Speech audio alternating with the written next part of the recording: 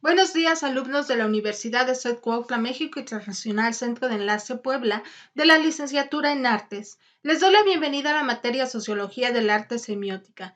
Vamos a abordar el día de hoy un resumen de la asignatura.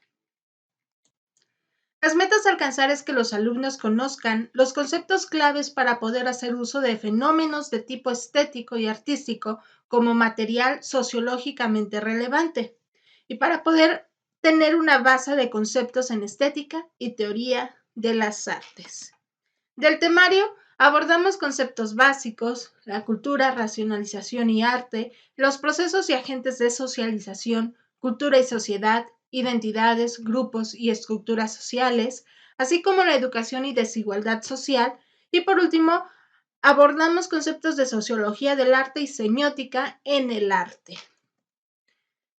Para ello, entonces, conocimos lo que fue la definición de sociología, en donde decimos que es una ciencia que estudia el comportamiento social de las personas, de los grupos y de la organización de las sociedades. Mientras que la semiótica, que es la teoría de los signos, es una disciplina que estudia el fenómeno de las relaciones que permiten a las personas transmitir significados e ideas. La semiótica, además, estudia unidades básicas de significados conocidos como símbolos, iconos, signos y señales, en donde se establece y se trata de dar respuesta al cómo el ser humano conoce el mundo que lo rodea, así como lo interpreta y cómo genera conocimientos y cómo los transmite. La semiótica buscará encontrar los mecanismos que llevan al hombre a establecer una relación de significado con algo. Y ese algo es un signo que nos rodea en el mundo y que pueden ser un objeto, un gráfico, una imagen, un sonido o una combinación de todos los anteriores.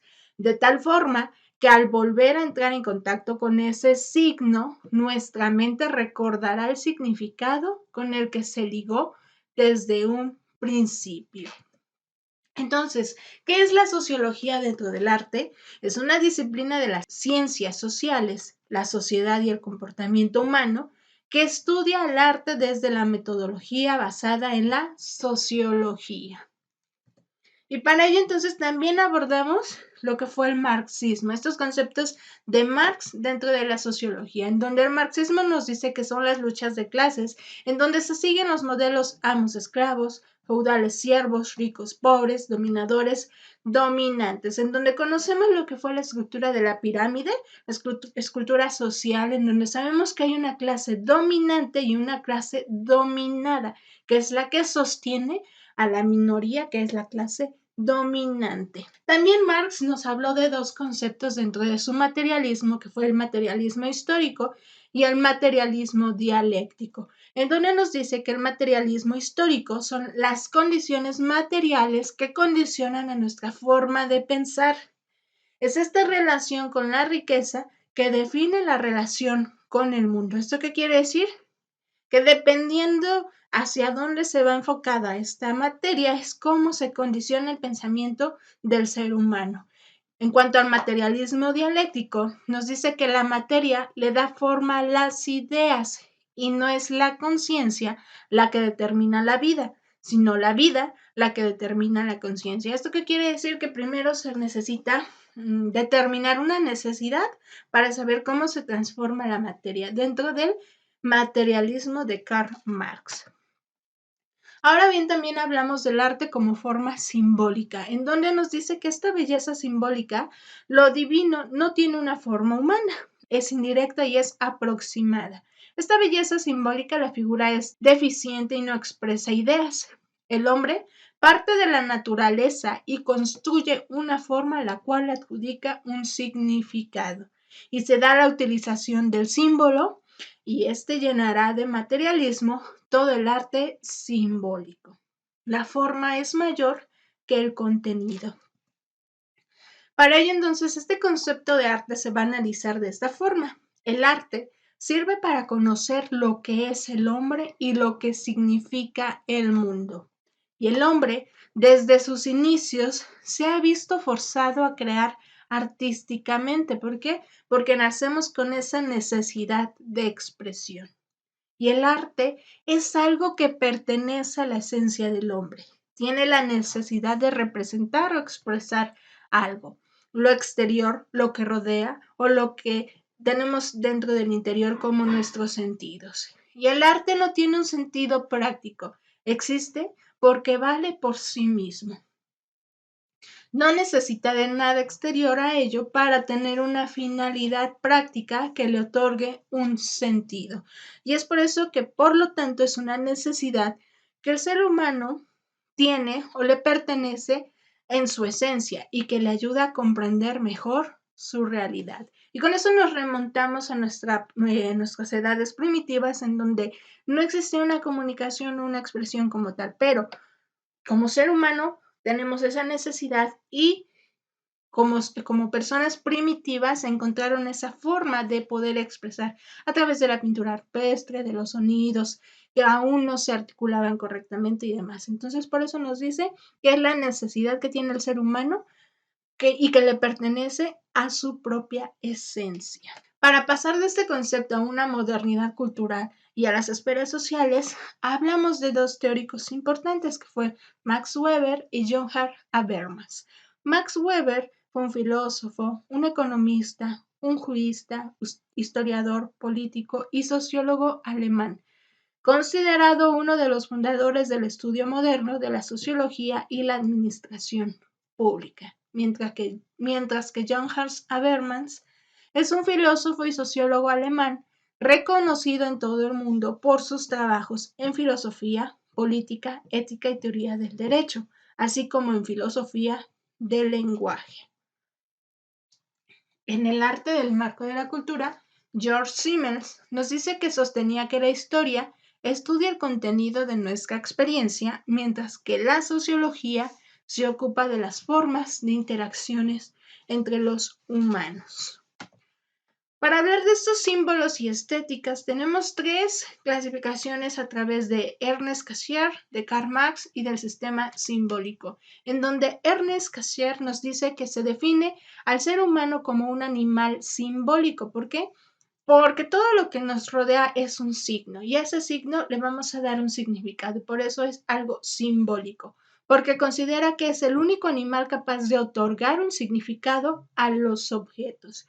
Mientras que para Karl Marx hizo referente a las diferencias que existen entre los seres humanos y los animales. El ser humano, antes de ejecutar una acción, lo proyecta en su cerebro. Por eso tenemos uso de la razón, mientras que los animales no tienen capacidad para proyectar y se limitan a lo que se les ofrece dentro del mundo. La diferencia dentro de los sistemas simbólicos es que los símbolos pueden referirse a la realidad, pero principalmente expresan un significado mental. ¿Esto qué quiere decir? Que en la semiótica se analizan todos los significados a lo que nos rodea para darle un significado mental, o sea, una idealización o un concepto del cual vamos a retomar siempre. La capacidad que convierte al ser humano deja una realidad física y puede imaginar, referirse al pasado o al futuro, a realidades que no se tienen en ese momento delante de la vista. Las palabras son símbolos que representan un significado, mientras que el lenguaje es un sistema simbólico. O sea, el lenguaje es un sistema que nosotros creamos y que tiene un significado creado por nosotros. Dentro de esto también, dentro de este contexto de sociología, vamos a analizar de forma social, cultural y artística. Estas definiciones nos las proporcionan cuatro teóricos que son Giorgio Lukács, Hartmut Hauser, Pierre Van Castel y Michael Baxander.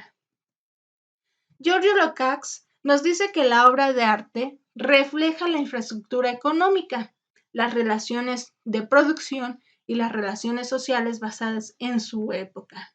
Lukács desarrolló la idea de Marx del fetichismo del producto. Las cosas son entendidas en una sociedad capitalista en términos de su valor de cambio en dinero. Y estos productos o capital simbólico, por ejemplo, nos dan prestigio.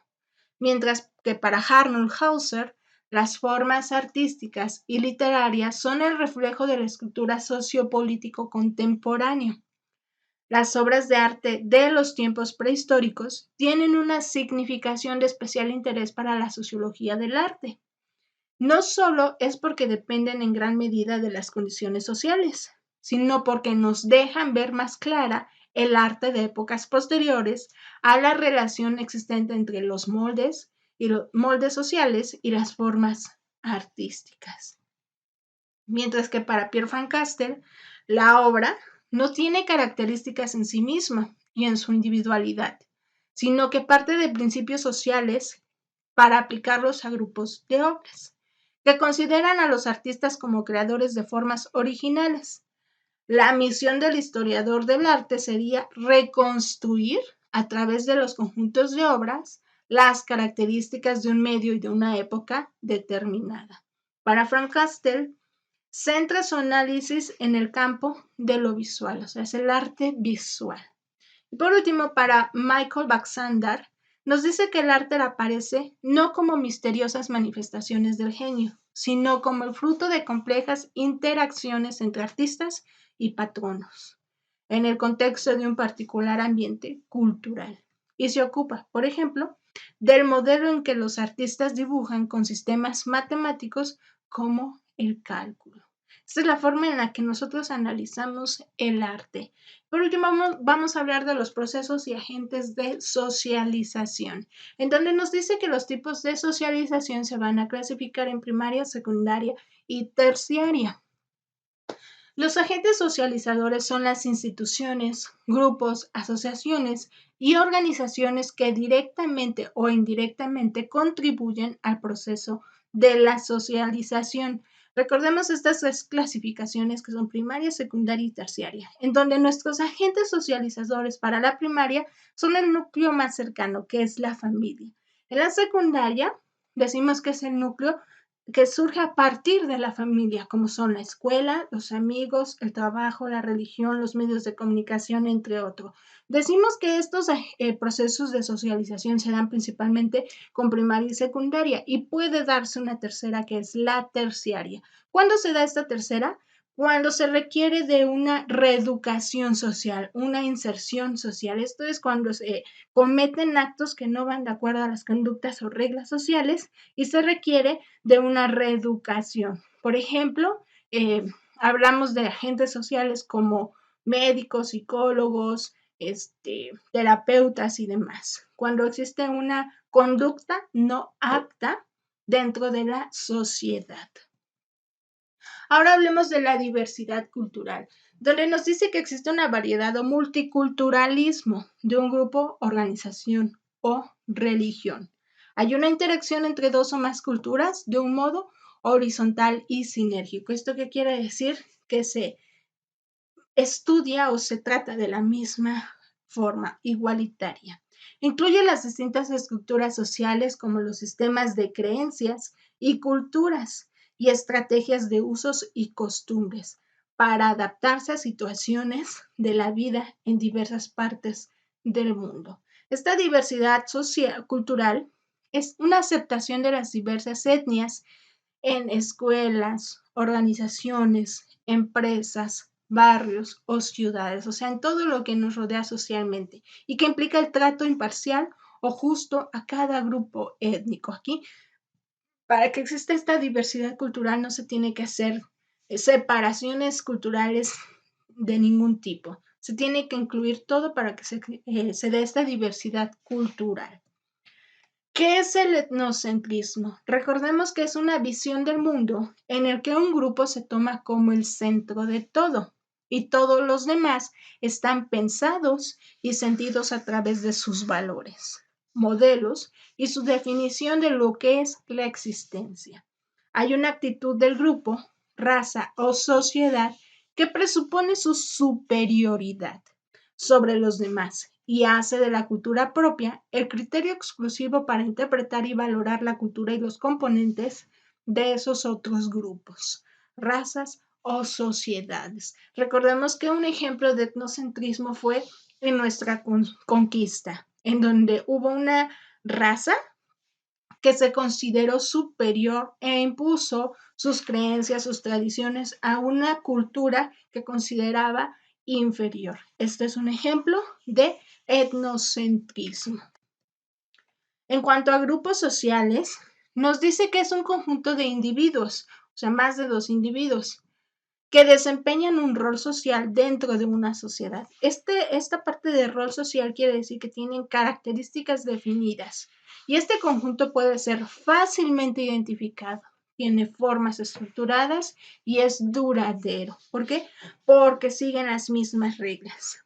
Las personas dentro de él actúan de acuerdo a unas mismas normas, valores y objetivos acordados necesarios para el bien común del grupo y la persecución de sus fines.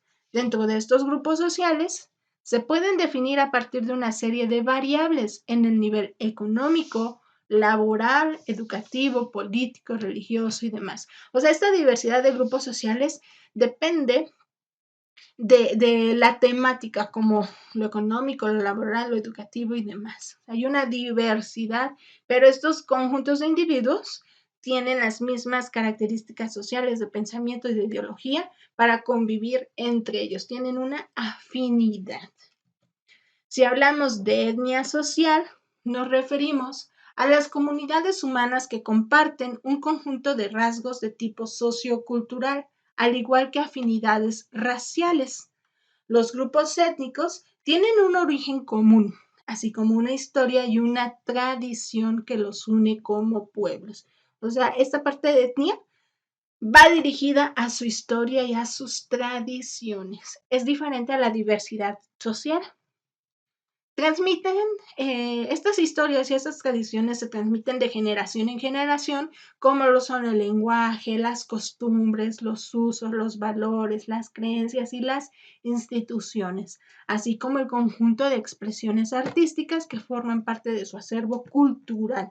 Ejemplo de ello, se transmite la música de origen de esa etnia social, las danzas regionales de esas etnias, las poesías y demás. O sea que esto es tradición que se transmite de generación en generación. La diferencia es que las razas hacen referencia a los grupos en que se subdivide una especie. Se considera únicamente aspectos de tipo biológico. Dentro de las etnias se conocen a las razas, pero se van a clasificar por estas características biológicas como son las partes físicas, ¿no? Tono de piel, altura, forma de la nariz, forma de labios, etcétera, todo lo biológico. La diferencia con las etnias es que se refiere a una comunidad humana que comparte una serie de rasgos socioculturales. O sea, todas las tradiciones, lo cultural que se transmite de generación en generación, como lo son la lengua, la cultura, la religión, los bailes típicos, la música y demás. Estos son etnias sociales. Diferencias contra desigualdad. ¿Qué es la diferencia? Los seres humanos somos únicos. Las diferencias se distinguen por tres aspectos. ¿Cuáles son? Los rasgos físicos particulares, las características psicológicas culturales o las características vivenciales, lo que nos rodea, ¿no? Entonces, para ello, decimos que la desigualdad social es esta distribución desigual de los recursos. Es la posibilidad del acceso a recursos sociales como la educación, la casa, la tecnología, la salud, el entretenimiento. Si hay mayor recurso, tenemos mayor igualdad social. Si hay menor recurso, hay una desigualdad social. Dentro de esta desigualdad, ¿cómo afecta la educación? Los resultados son los factores sociales externos y esto se visualiza en escuelas urbanas, escuelas rurales o escuelas indígenas. Y podemos comparar las necesidades entre cada una de ellas. Las escuelas urbanas tienen mayor distribución de recursos, mientras que las escuelas rurales y las escuelas indígenas tienen mayor necesidad de distribución de recursos. Estas desigualdades en aprendizaje también van a reflejarse dentro de la calidad de la educación. Y hay una diferencia de oportunidades sociales a futuro, porque no es la misma igualdad dentro de una escuela urbana a futuro con los alumnos con una escuela rural o una escuela indígena. Su futuro va a ser incierto, va a ser diferente al de los alumnos que viven en la ciudad. Para ello, entonces, también vamos a hablar de una movilidad social o una igualdad de oportunidades, donde esta movilidad social es un movimiento de los grupos sociales dentro de un sistema socioeconómico en relación a la del hogar en el que se nace. Esto quiere decir que debe de haber un mayor progreso. Hay una movilidad absoluta, que es el camino en las condiciones de vida de una sociedad o grupo social a través del tiempo, o una movilidad relativa, que es el cambio de posición en la pirámide socioeconómica de padres a hijos. ¿Esto qué quiere decir? Que la movilidad social va a depender del esfuerzo de cada uno de nosotros para tener un mayor progreso al del lugar en donde nacimos, en nuestro lugar de origen. Y para ello también analizamos dentro de la sociología a los clásicos de la sociología. Y tenemos 3 acciones para estos sociólogos, en donde nos dice que lo social tiene lógica y estructura propia. Lo social es un conflicto y la estructura social requiere legitimidad. Para estos clásicos, dentro de estas estructuras sociales, tenemos 3 conceptos de teorías diferentes. Para Karl Marx nos aporta la teoría del capitalismo y de conflicto social. Para Emily Durkheim nos aporta la teoría de sociedad moderna y orden social. Para Max Weber, que nos aporta la teoría de racionalidad y de burocracia. En donde la sociología del arte es de los principales autores académicos de la sociología, como Emily Durkheim, Max Weber, George Simmel, Ferdinand Tönnies y Vilfredo Pareto. Pero fue solo Weber y Simmel quienes escriben puntualmente sobre los temas vinculados a la producción artística. Entonces, George Simmel, dentro del marco de la obra de arte, nos dice que se considera que la estética no se tiene que aislar de la vida, sino que forma parte importante de las relaciones entre cultura y sociedad. Para Simmel, es el iniciador de la reflexión sociológica sobre la modernidad y fundador de la sociología de la cultura. Él nos establece la relación entre la obra y el mundo que lo rodea y concluye que la obra de arte se encierra en sí misma.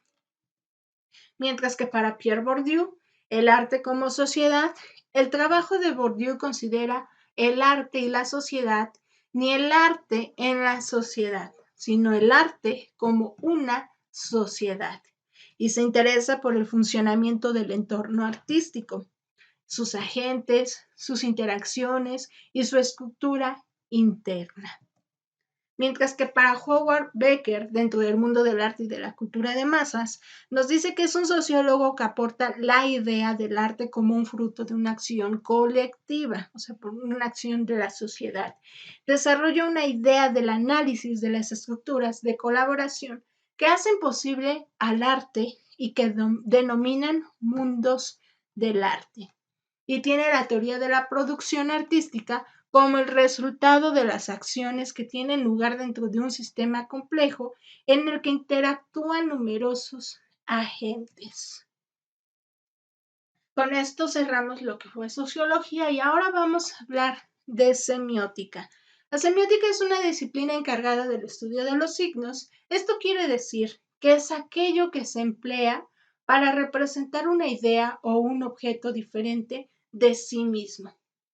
Se ocupa del estudio de los sistemas de signos, desde los más sencillos hasta los lenguajes naturales y los lenguajes de la ciencia, o sea, signos naturales y signos artificiales. Los naturales es todo lo que nos rodea y los artificiales son los que hemos creado nosotros, siendo que un signo es una unidad de sentido que significa algo, es esa unidad mínima que va a tener un significado. Un signo es todo lo que nos rodea. La semiótica dentro del arte busca develar el significado o significados de un objeto estético por medio de su conexión a una conciencia colectiva.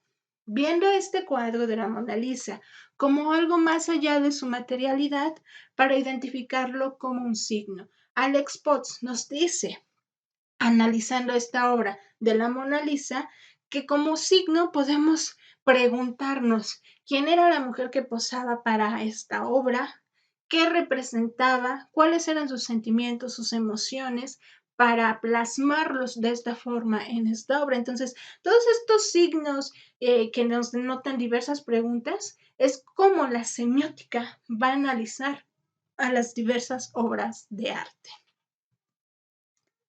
Esta semiótica tiene origen en la teoría de los signos y data de los principios del siglo XX. Se va a clasificar en semiología y en semiótica. En semiología se estudia en Europa principalmente y fue por Ferdinand de Saussure, que fue un lingüista, mientras que la semiótica se estudia en Europa a través de Charles Sanders Peirce, que fue un filósofo. Es por ello que la semiótica tiene sus orígenes lingüísticos, pero se va a situar directamente en la parte visual. Dentro del arte es el estudio de los signos artísticos. Ahora, ¿qué es un signo?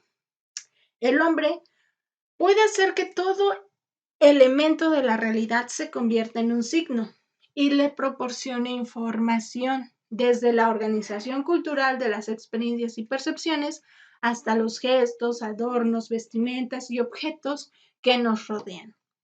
Es la imagen mental que formamos a partir de la identificación de cualquier estímulo. Por eso los signos son percibidos o son sensoriales, igual que el arte. Esta imagen mental, una vez aprendida, queda almacenada en la memoria y se activa o se actualiza cada vez que el sujeto reencuentra ese estímulo. ¿Esto qué quiere decir? Que nosotros al observar un signo le damos un significado. Y cada vez que observemos el mismo signo, nos vamos a reencontrar con ese estímulo y le vamos a dar el mismo significado que le dimos al inicio. Estos signos se pueden clasificar como iconos, como índices o como símbolos. Los iconos son aquellos que están relacionados directamente, o sea, son una semejanza a la realidad. Ejemplo de ello tenemos que una nube y su semejanza es el dibujito de la nube. Ahora, el signo índice es la relación casual, cotidiana. Si observamos, es lo que tenemos como ejemplo que si vemos caer un rayo, el significado de ese signo es que hay una tormenta eléctrica. Y por último, el signo símbolo, que es la relación indirecta convencional. ¿Esto qué quiere decir? Que es una representación simple acompañada con un significado mayor para generar un símbolo. Ejemplo de ello tenemos un signo simple, que es la letra E, acompañado de un símbolo o un signo más complejo, como es el círculo y la diagonal, que en conjunto quiere decir para nosotros la indicación de que no se puede estacionar o ocupar ese espacio. Esta es la clasificación de los signos, como icono, como índice o como símbolo. Y por último analizamos la semiótica dentro del arte, a través de 4 teóricos. El primero fue Ferdinand de Saussure, Charles Peirce, Charles Morris y por último Umberto Eco. Para Ferdinand de Saussure, la semiótica es el lenguaje en un sistema de signos susceptibles de ser estudiados de un modo objetivo, entendiéndose en tanto como un sistema de signos que expresan ideas. Aquí tenemos este análisis sencillo donde solamente analizamos el símbolo, el objeto y el intérprete. Mientras que para Charles Peirce, la semiótica equipara la concepción de un objeto con la consideración de los efectos que se conciben en él, y para él existe la tríada. Mientras que para Charles Morris, Morris centra su estudio en el problema de las particularidades de la obra de arte como un signo. No establece unas relaciones entre sus signos y los posibles objetos de estos. Y no es verificable. Esto quiere decir que no es una ciencia. Todo signo actúa como un designata, que es la transmisión de algo, y la denotata, que es la referencia a algo. Mientras que para Umberto Eco, que es el teórico actual, es el teórico contemporáneo, es una obra que se aprecia el mayor intento de sistematización de la semiótica ante la insuficiencia de metodología para el análisis del arte. El semiólogo es el semiólogo más famoso de nuestros tiempos y en su obra El Tratado de la Semiótica, generada en 1975, definió la semiología como el estudio de cualquier cosa en el mundo y que puede representar a otra. Para Humberto Eco, plasma más el análisis de las obras de arte a través de lo visual y por eso nos habla del lenguaje visual, donde nos dice que es un sistema de comunicación que utiliza las imágenes como medio de expresión, es decir, transmite mensajes visuales. Frente al lenguaje escrito o verbal, el lenguaje visual no tiene normas específicas y es absolutamente estructurado. Su aprendizaje se realiza de forma automática y no formal, o sea que es más fácil analizar el lenguaje visual que los otros dos lenguajes. Los elementos básicos del lenguaje visual sabemos que son la forma, la iluminación, el color, la línea, la textura, el plano y el punto. Y en conjunto forman un lenguaje visual. Y bueno, maestros, con esto finalizamos nuestro curso. Gracias por su atención.